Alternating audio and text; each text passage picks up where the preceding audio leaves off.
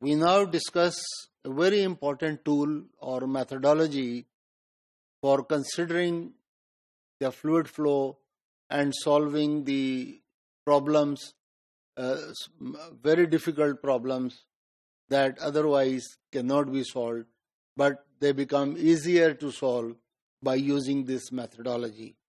And the consideration that we make is that of similitude, similarity, or by using the dimensions of fluid flow and its environment, where the fluid is taking place, the flow is taking place. Many problems, because as you know that one of the things we have already mentioned, that fluid is a very practical subject. It is an applied subject and used in everyday life and in many applications. Most of its problems can be solved analytically, but not all of them. Many problems cannot be solved analytically because there are difficulties that are involved. The solution of, for example, nonlinear equations becomes very difficult at times. So only specialized solution or with certain assumptions we can solve them. So to be able to enhance our scope of solving the problems, we use the techniques by considering the dimension and dimensional analysis. So that is to do with the dimensions of the fluid flow geometry, the object whereby the flow is taking place, and so on, and we learn it how to do it. So it follows that in many cases, in addition to analytical solutions, we need to combine experimental work also. And to be able to do experimental work, to do experiments in a laboratory on a smaller scale that can be applied to real life in a larger scale. For example, considering that we want to design a ship, commercial ship, a warship, or an aeroplane, or some other machine.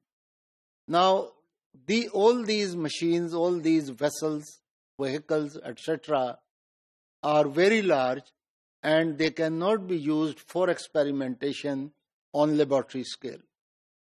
So we have to use models that are on a much reduced scale, but somehow they match with the real life. How do we do that? So that is where a number of techniques have been devised by the scientists, the researchers, and very well, and they have proven to be a successful technique to be able to solve many of fluid flow problems by using this methodology. So this is what we do, that in addition to analytical solutions, we use at the laboratory scale models that are similar to the dimensions of the real life scale, and it helps in the designing, and we have seen that this can be done in a successful manner. So in fact, very few problems involving real life, well, we have mentioned this, we need the combination of the two. So we need analysis as well as experimental data, combine the two and see. But how to do it is a problem. And that problem has been met by using the similarity or similitude technique, using dimensions of the fluid flow constraints.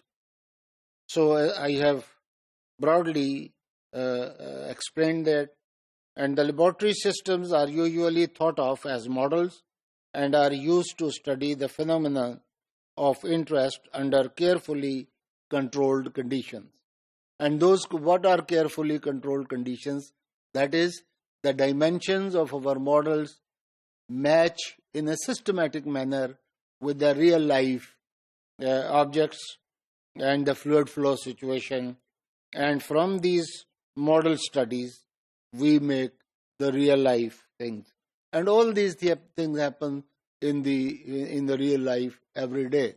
Even now you would know the designing of an aeroplane, the designing of a car, the designing of a sports car, the bus, the designing of a ship, and so on. All these things, they are first designed in a laboratory. Several experiments are done on those design models. And then when they see that the models are working fine, then using the knowledge that one learns from the prototype models, the real life models are produced. And that is why they work so successfully. This is not a simple or easy method. Both things really have some levels of difficulty. The analytical solution as well as the working in laboratory, doing experiments, and experiments is not easy either. There are problems with experiments, problems with the equipment. The equipment is very expensive. The experiments at times can be very expensive and time consuming, whereas solving analytically at times can be time saving. But the combination of the two takes us to success. So you can see, if we have to have certain, these are examples of some of the things that we need to use in the real life: the wind turbine, the dams, the spillway, the sudden pipes, and so on. And you can see that there is a variation in the cross section of the pipe. So how to do that, and how to do it in a manner that we can use them meaningfully, successfully, and achieve the fluid flow and desired results that we want. So dimensional analysis is used to predict the physical parameters that will significantly influence phenomena under study. And similitude model and model analysis is required to be done for this. And application of knowledge on actual and prototype model is carried out, and from that the real life products are produced.